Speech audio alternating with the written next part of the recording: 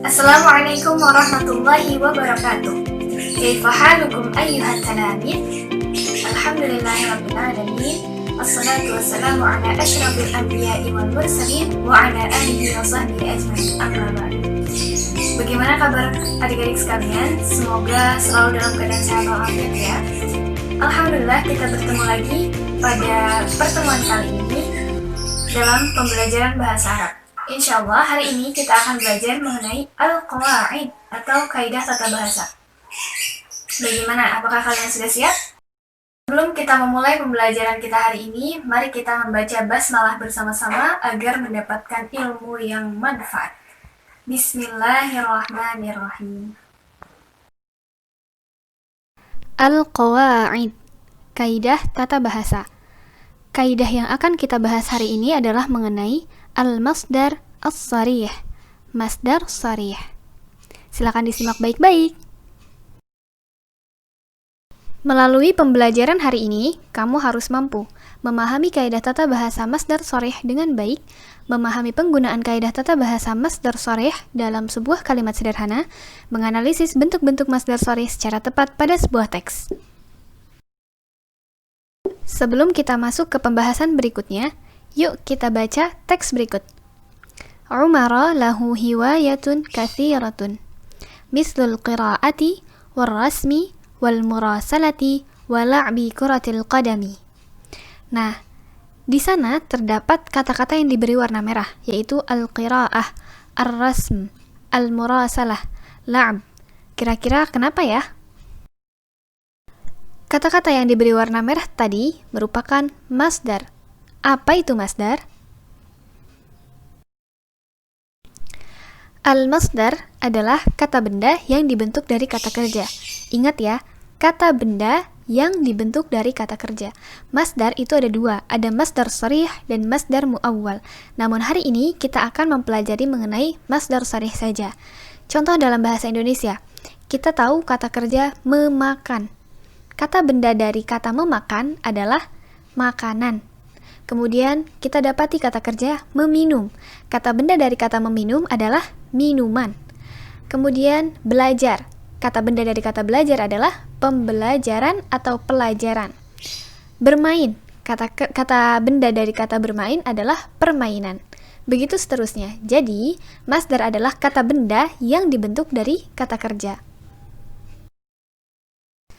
Taib, selanjutnya wazan masdar fi'il sulasi.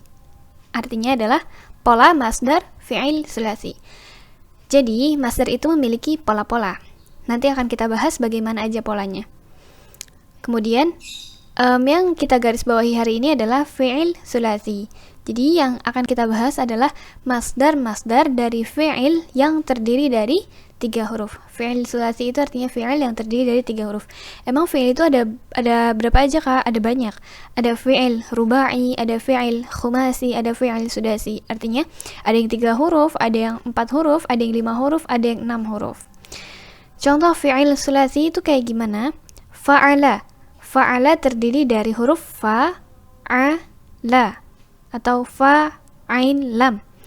Qara'a. Qara'a terdiri dari huruf qaf, ra, hamzah. Kataba terdiri dari huruf kaf, ta, dan ba. Begitu selanjutnya. Fi'il yang terdiri dari 3 huruf itu disebut dengan fi'il sulasi. Wazan atau pola yang pertama yaitu fi'alatun. Fi'alatun digunakan untuk membentuk masdar yang menunjukkan pengertian profesi atau keahlian tertentu. Contohnya, masdar dari kata kerja zaro'a. Zaro'a artinya menanam. Kemudian masdarnya apa? Masdarnya sesuai dengan pola fi'alatun. Jadi zira'atun. Huruf yang pertama kasrah, huruf yang kedua fathah, ada alif, huruf yang ketiga fathah, yang terakhir ada tambahan tak marbutahnya gitu ya. Jadi polanya sama, bentuknya sama. Artinya apa? Zira'atun. Zira'atun artinya pertanian atau penanaman juga bisa. Contoh yang kedua, kataba. Kataba artinya menulis. Masdarnya apa? Masdarnya kitabatun. Artinya penulisan. Wazan atau pola yang kedua adalah fa'alatun. Fa'alatun. Artinya fa'alatun ini digunakan untuk membentuk masdar yang menunjukkan pengertian gerakan atau guncangan. Contohnya ada di kata kerja apa? Contohnya di kata kerja rajafa, masdarnya menjadi rajafatun. Rajafatun. Sama kan polanya dengan fa'alatun? Oke, rajafa artinya berguncang, rajafatun artinya guncangan. Kemudian fadha. Fadha artinya mengalir. Terus masdarnya adalah fayadhanun. Fayadhanun. Yang berarti banjir atau aliran. Selanjutnya, wazan atau pola yang ketiga adalah fa'lun. Fa'lun. Fa'lun. Digunakan untuk membentuk masdar yang berasal dari kata kerja transitif atau membutuhkan objek. Di sini terdapat kata kerja doraba. Doraba artinya memukul. Apa yang dipukul? Nah, kan kalau misalnya kita bilang saya memukul, memukul apa? Harus jelas kan? Jadi maka kata kerja doroba ini membutuhkan objek. Kemudian masdar dari kata doroba apa? Dorbun. Dorbun. Polanya sama dengan fa'lun. Fa'lun. Dorbun gitu ya. Doroba artinya memukul, dorbun artinya pukulan. Selanjutnya fahima. Fahima memahami. Masdarnya fahmun. Fahmun artinya pemahaman. Kemudian yang keempat, pola yang keempat adalah fu'ulun. Fu'ulun. Digunakan untuk membentuk masdar yang berasal dari kata kerja intransitif atau tidak membutuhkan objek. Contohnya jalasa, artinya duduk. Saya duduk. Udah jelas kan? Saya duduk. Gak perlu duduk apa gitu, gak perlu. Tidak perlu membutuhkan objek. Jalasa artinya duduk. Kemudian masdarnya apa? Masdarnya julusun. Polanya sama dengan fu'ulun ya. Julusun. Keadaan duduk, keadaan sedang duduk artinya kalau julus itu. Terus selanjutnya nahadha. Nahadha artinya bangkit. Masdarnya adalah nuhudun. Nuhudun artinya kebangkitan. Pola terakhir yaitu fa'alun. Fa'alun digunakan untuk membentuk masdar yang berasal dari kata kerja intransitif namun dengan wazan fa'ila. Maksudnya dengan pola fi'il madinya itu fa'ila gitu. Contohnya ta'iba. Ta'iba. Ta'iba itu polanya apa? Polanya fa'ila gitu. Kemudian masdarnya apa? Masdarnya fa'alun. Ta'abun. Ta'abun. Ta'iba artinya lelah, ta'abun artinya kelelahan. Selanjutnya maridha. Maridha artinya sakit. Masdarnya maradun. Maradun atau keadaan sedang sakit. Ya, itulah tadi pola-pola masdar fi'il sulasi. Namun yang perlu kita ketahui bahwa tidak semua kata kerja, tidak semua fi'il sulasi itu masdarnya berpola. Artinya ada fi'il yang masdarnya tidak berpola. Jadi kita tahu dari mana? Inilah yang disebut dengan sima'i. Kita tahu masdarnya dari orang Arabnya memang berbicara seperti itu gitu. Emang ngomong begitu. Jadi caranya, bagaimana cara mengetahui masdar dari suatu fi'il? Caranya adalah kita menghafal, kita banyak-banyak membaca gitu, agar kita tahu ini tuh masdarnya apa, ini masdarnya apa. Seperti itu ya.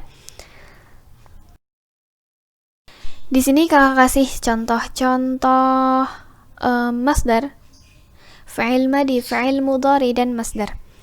Adik-adik bisa membaca sendiri. Di sana ada qara'a, yaqra'u, qira'atan, rasama, yarsumu, rasman, la'iba, yal'abu, la'ban, dhahaba, yadhhabu, dhahaban, alima, ya'lamu, ilman, darasa, yadrusu, durusan. Antara makna-maknanya pun berbeda. Fi'il madi itu artinya fi'il yang sudah pernah dilakukan atau kata kerja lampau. Fi'il mudhari yang sedang dikerjakan atau akan dikerjakan, dan masdar adalah tadi kata benda yang berasal dari kata kerja. Nah, bagaimana Kak? Kita kan belum hafal sama masdar-masdarnya. Terus kalau misalnya kita ingin tahu masdar dari fi'il tersebut gimana? Tenang, jangan khawatir, kakak ada tipsnya. Kakak yakin adik-adik di sini pasti punya handphone kan? Nah, kita gunakan handphone itu sebaik mungkin untuk menambah ilmu pengetahuan kita. Oke, silakan dibuka Google-nya. Setelah itu, ketik pada laman pencarian Google masdar dari fi'il yang ingin kita tahu. Contohnya di sini kakak pengen tahu masdar dari kata qara'a itu apa ya? Kakak tulis masdar qara'a. Nulisnya harus pakai bahasa Arab ya. Tentu pakai bahasa Arab. Masdar qara'a. Kemudian nanti di sana setelah kita search muncul deh hasilnya. Hasil pencariannya yaitu dari www.almaani.com. Insyaallah ini akurat ya. Jadi kalian bisa klik di sana sumber dari almaani.com. Setelah dibuka, wah ini isinya bahasa Arab semua kak. Ya emang karena dia web bahasa Arab gitu ya, kamus bahasa Arab. Caranya gimana? Caranya ada di situ ada qara'a, ada bacaan fi'ilnya. Nah, kita cari bentukan ketiga atau bentukan yang ada tanwinnya. Jawabannya itu yang kakak kasih lingkar merah ya, atau yang berharokat fathatain. Yang berharokat fathatain itu sudah pasti bentukan masdarnya. Seperti itu. Silakan dicoba masing-masing di rumah ya. Nanti akan kakak minta kalian untuk mencari masdar dari sebuah fi'il. Yaitu dia penjelasan mengenai masdar sharih. Bagaimana wadih? Apakah sudah jelas? Jika adik-adik masih belum memahami atau masih bingung, adik-adik boleh bertanya pada laman Google Classroom atau boleh japri kakak ya. Semangat belajarnya, semoga Allah berikan kita pemahaman. Kurang lebihnya mohon maaf. Wassalamualaikum warahmatullahi wabarakatuh.